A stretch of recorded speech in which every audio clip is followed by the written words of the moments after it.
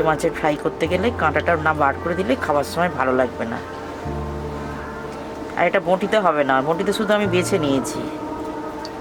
আর কাঁটাটা কিন্তু কাঁচি দিয়েই বার করতে হবে। এই যে পুরো কেটে তুলে নিলাম।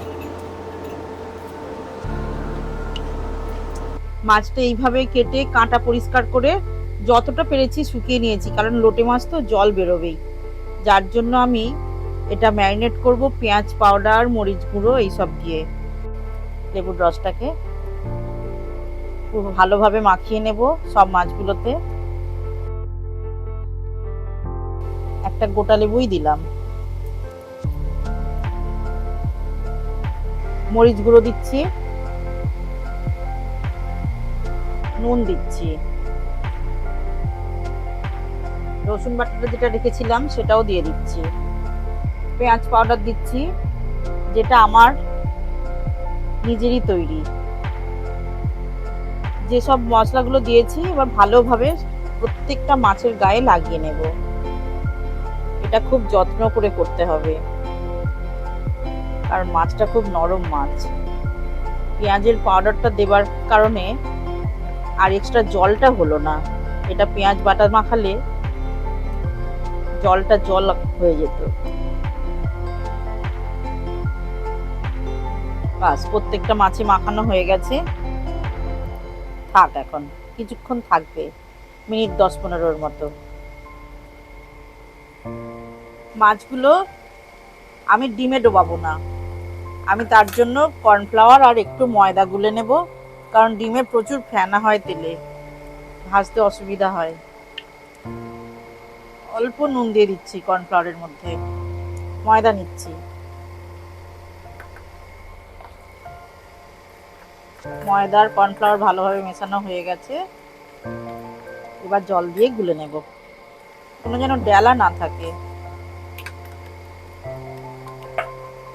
আর অল্প একটু জল দেব, ব্যাস। মাছগুলো এবার আমি এইটা একবার ডুবিয়ে নেব।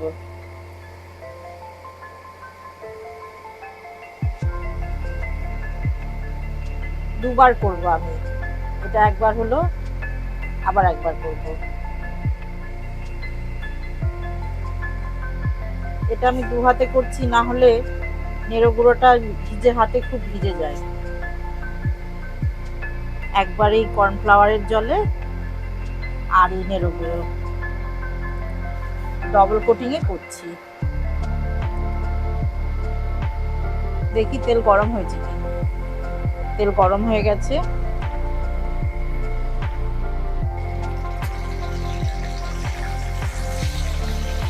এটা ভাজা হতে থাকুক, ততক্ষণ আমি আবার এগুলো করে নিই।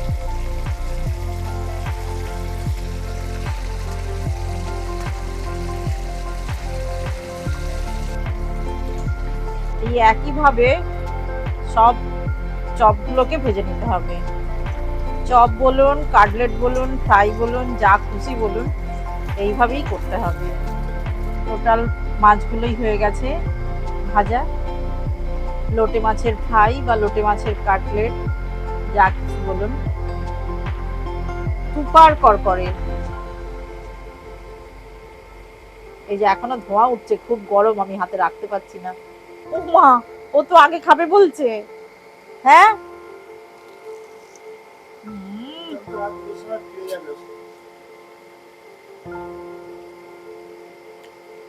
ও জিভ চেটে নিল, মানা, ওকে দিতে হবে।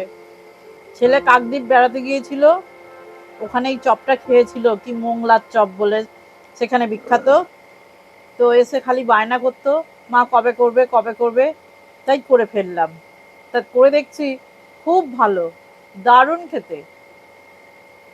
এই যে আমার পাশের জন্য দেখুন না, একভাবে আমার খাওয়াতে লোভ দিয়ে বসে আছে, আমাকে না খেয়ে এবার ওকে এটা ওকে দিয়ে দিতে হবে।